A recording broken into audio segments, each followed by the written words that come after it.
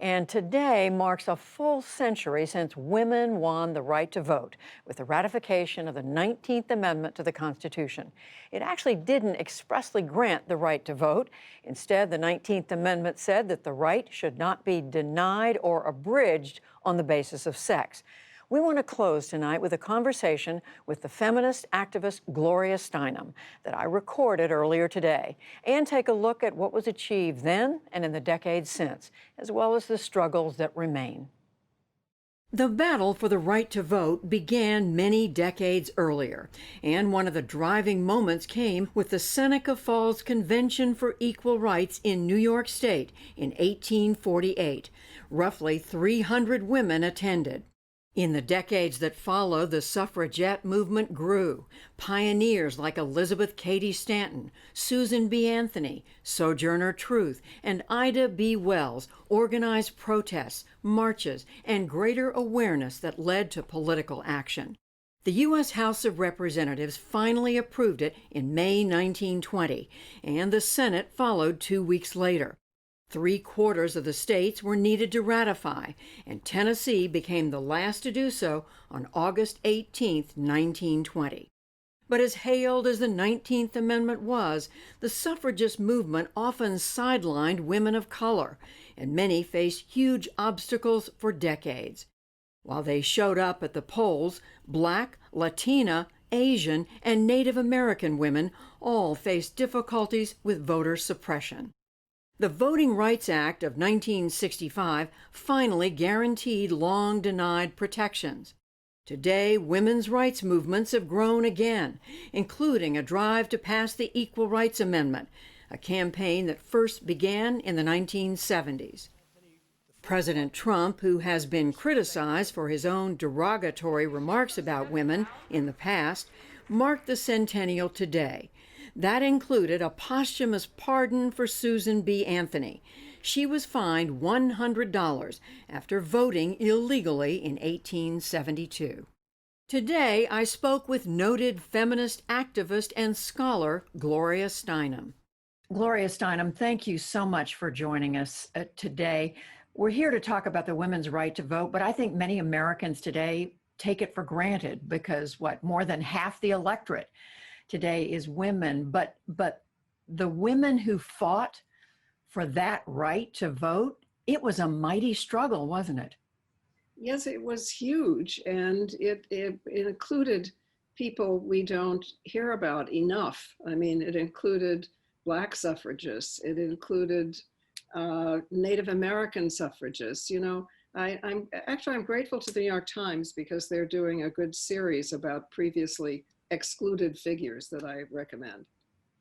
Does that in any way take away from the legacy, do you think, of the 19th Amendment and the fight for women's right to vote for suffrage because of the fact that it didn't include all women? No, it did include all women, in fact, and now we're just learning the reporting of it. The historical reporting of it has been a problem. For instance, a decade before Seneca Falls, there was a convention in New York that was half Black and white women, and that should have been counted as the beginning rather than Seneca Falls. So, you know, they're, in a way, there are two things, history and the past, and they are not the same. I know many women I talk to today say, well, yes, it was great that women won the right to vote, but look at the struggles that continued over equal pay, over the right not to be harassed and abused in the workplace, over you name it. Yes, no, we have the right to vote. We still don't fully have the right to our own bodies. We are still subject to bodily invasion at a rate far exceeding that of men. So it came about first because it is, in a way, an imitative right. It is a right that men have. I think we have yet to understand the rights that the female half of the human race need as females.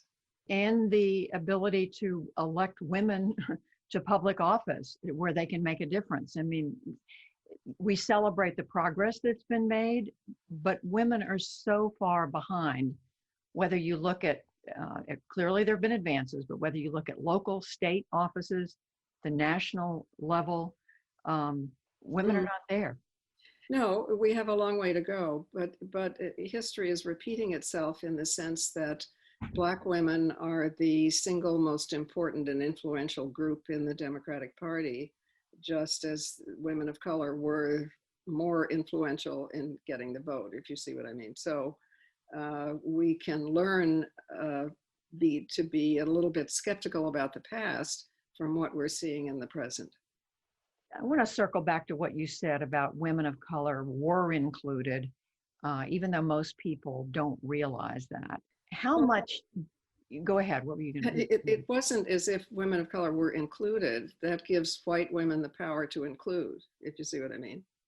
It's that they were They were. always more active, perhaps with the parallel in front of us between sex and race, but they were always present. Yet Seneca Falls, which there was only one person of color, and it was a man, Frederick Douglass, is counted as the beginning of the movement rather than the 10 years earlier uh, convention in New York, which was equally white and Black women. I want to ask about another aspect of all this, and that is when you talk to conservative women who are conservative politically, and they talk about the women's movement often as if it's something other, as if what they believe leaves them out of the movement. For example, you mentioned reproductive rights. Mm, Them are anti-abortion. mm, How how do you think about that? How do you think about the tent mm. for women? Well, I think that we are guarding each other's rights. I mean, in guarding reproductive freedom or reproductive rights, I'm guarding my right to have an abortion, and I'm guarding her right not to, and not to be pressured into one. And it's on that basis that we can come together and that we often have come together. Once it's understood as guarding their right not to, then it's unifying. Right now, today, the battle for the right to vote, the access to vote, how and whether votes are counted, front and center because President Trump has criticized mail-in voting. He is attacking the Postal Service. What is at stake in all this? Mm. Democracy. I mean, he is not the president by the popular vote. He lost by 3 million votes. He knows that. He knows that if we actually vote, he's out. So he is now trying to eliminate or reduce our opportunity to vote. And that is unacceptable. We used to say, go to vote. Now we say, fight to vote. Where do you see the women's movement going from here? Well, that's a huge, huge question, but I hope we are going into a world without adjectives. I hope that, in a sense, I think we are perhaps learning from the coronavirus that sees humans as humans. The coronavirus does not see gender or race or class or nationality.